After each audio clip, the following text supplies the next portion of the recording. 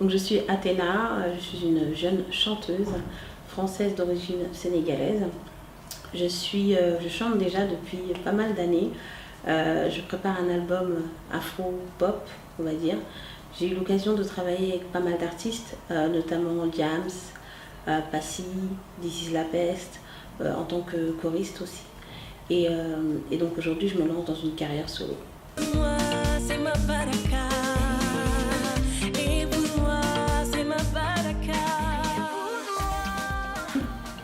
Effectivement, j'ai une chaîne YouTube. Alors non, je pense pas qu'il y ait un fossé entre les deux parce que ça reste de l'art. Le maquillage, c'est quand même de l'art. Et c'est intimement lié dans le sens où tous les artistes ont besoin d'esthétisme, c'est-à-dire en termes de coiffure, de maquillage. Et c'est vrai que moi, j'ai toujours adoré le maquillage. Et en fait, je suis tombée dedans tout bêtement parce que à l'occasion de clips, de photos, j'avais toujours besoin de maquilleuse. Et on ne me faisait pas forcément ce que j'aimais. Donc un jour, je me suis dit, je vais apprendre à me maquiller et au moins, je ne serai pas déçue. On formera une vraie famille, elle sera belle, forte et unie. On s'est promis une vie sans faille. Alors, je chante déjà depuis une quinzaine d'années. J'ai commencé à chanter pendant l'adolescence, un peu comme tout le monde. J'ai toujours chanté, même depuis que je suis petite. Et c'est quelque chose qui est venu de façon assez naturelle. Et un peu comme tout le monde, on commence à chanter au collège et les gens nous disent « Ah, j'aime bien ta voix » et finalement tu finis par faire le jukebox du collège.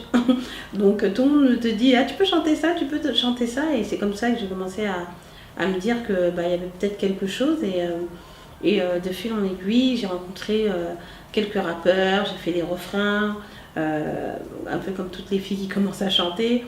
Et on m'a présenté des gens et petit à petit, j'ai commencé à écrire des chansons et ensuite faire des chœurs pour des artistes. Et c'est comme ça que les années sont passées très très vite, mais voilà, c'est un peu ça mon parcours.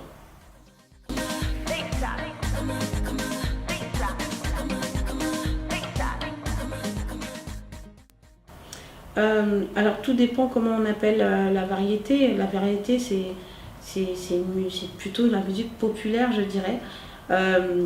C'est vrai que j'avais une influence un peu plus soul R&B puisque c'est beaucoup ce que j'ai écouté pendant mon adolescence. Mais j'ai aussi beaucoup écouté de variété française. J'aime beaucoup la variété française. Et pour moi c'était important de faire un peu le mélange des deux. Alors c'est vrai qu'aujourd'hui je suis plus dans une influence un peu plus afro, mais il faut faire évoluer la musique, hein. C'est un peu comme le maquillage évolue, tout évolue dans ce monde. Heureusement qu'on ne roule plus avec les mêmes voitures qu'il y a 30 ans. Mais donc voilà, j'ai du mal à identifier ma musique dans le sens où voilà, je fais un peu ce que j'aime, ce que j'écoute et ce qui se fait en ce moment.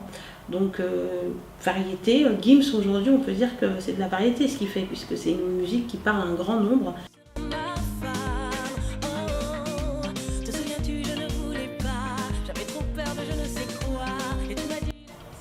Alors oui, je suis d'origine sénégalaise et oui, je m'inspire beaucoup de la musique sénégalaise, de la musique africaine, je dirais en règle générale.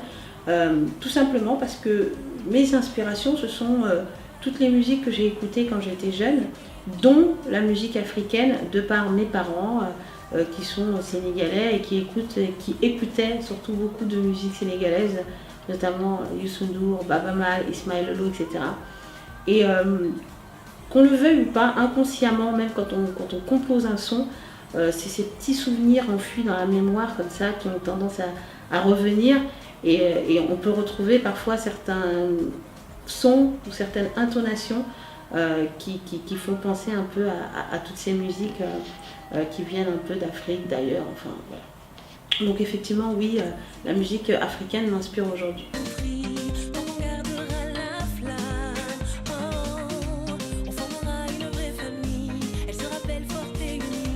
Alors, ma journée type en tant que chanteuse, c'est une journée très très simple. Quand je sais que j'ai studio, j'essaie de dormir assez tôt, de bien dormir parce que mon organe principal qui est ma voix doit être en forme et c'est pas évident. Donc j'essaie de me coucher assez tôt, de boire du thé, de boire du miel, je me réveille le matin, je prends mon petit thé, j'essaie de dormir bien jusqu'à 10 h quand même pour bien reposer ma voix. Ensuite je me prépare à enregistrer une chanson que j'ai écrite déjà à l'avance, parce que je travaille en amont mes chansons.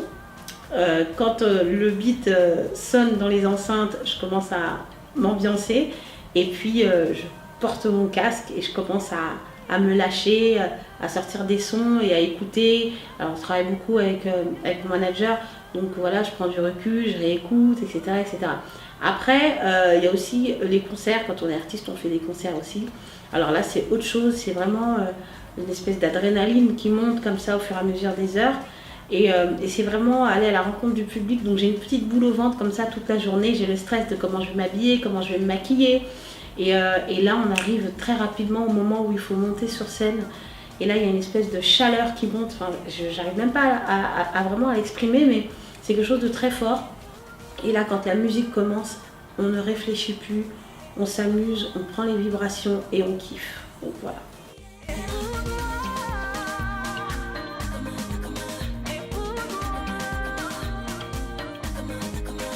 Eh ben, si on compare à Ayo ou Lamy, eh ben, c'est très très bien.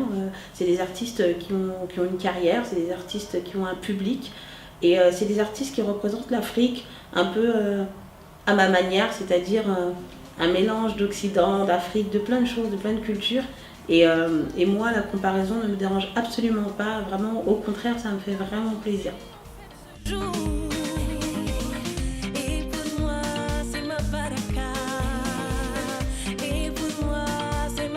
Alors pour parler de mes influences musicales, j'en ai vraiment énormément parce que j'ai vraiment beaucoup écouté de la musique quand j'étais jeune. Je crois que je faisais que ça, mais c'était vraiment une obsession.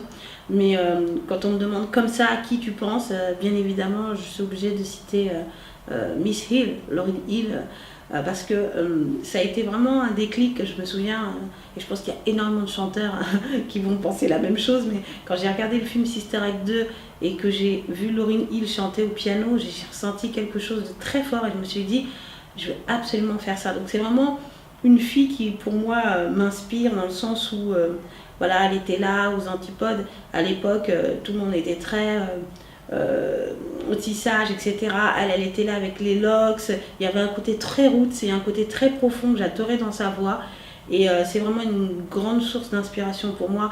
Ensuite, bien entendu, il y a Whitney Houston, il y a Mariah Carey, tous ces grands chanteurs en fait finalement qui sont des icônes pour nous. Il y a aussi beaucoup les chanteurs africains, comme je disais tout à l'heure, Youssou N'Dour que mes parents ont beaucoup écouté. Tata Yubon, Danita Yubon, Wali Abdou Jamba, Wali Nyali Malaikala, Suleiman Yani Sisara, Dolilai Negam Julinga, Dolilai Negam Warna. Et ça, c'est des titres, quand je les entendais quand j'étais jeune, ça me touchait quoi. Et voilà, donc c'est ce mélange un peu de tout ça. Après, il y a une liste d'artistes que je ne peux pas vous donner, bien évidemment, puisque il y a tout le temps des nouveaux artistes. Et aujourd'hui, il y a encore des artistes, des nouveaux artistes, par exemple comme Justin Bieber, qui vont m'inspirer, qui sont pourtant plus jeunes.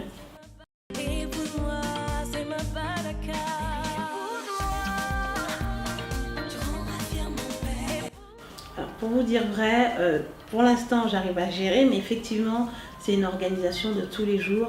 Comme je le dis très souvent, c'est difficile de faire deux choses à la fois et d'y être à 100%. C'est vrai que quand j'ai tendance à travailler, à chercher l'inspiration pour des morceaux et pour ma musique, j'ai pas du tout la tête à faire des vidéos.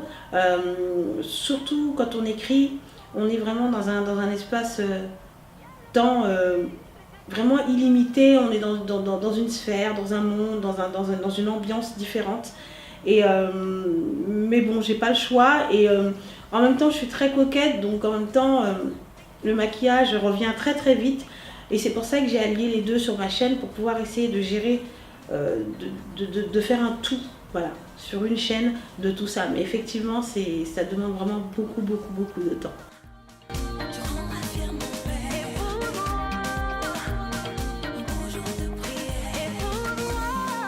J'ai d'autres dates qui arrivent que je donnerai parce que c'est pas encore confirmé sur mes réseaux sociaux. Si vous me suivez, donc vous pouvez me suivre soit sur Nounette Maquillage, soit sur Athéna officiel. Et voilà, donc je vous tiens au courant de toutes les infos puisque l'album est encore en cours. Mais effectivement, il y a plein de dates qui vont arriver, j'espère beaucoup. Et j'espère que vous aimerez les titres que je vais vous présenter.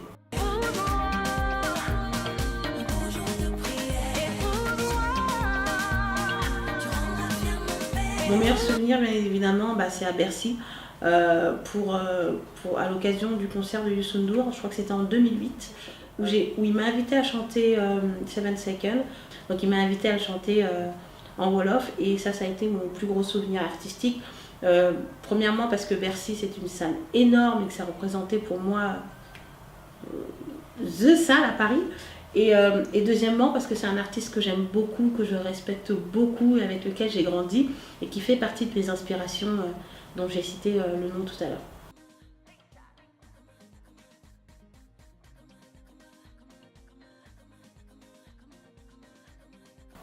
Alors pour mon premier album est prévu courant 2017. J'ai pas encore de date précise parce que l'album n'est pas terminé.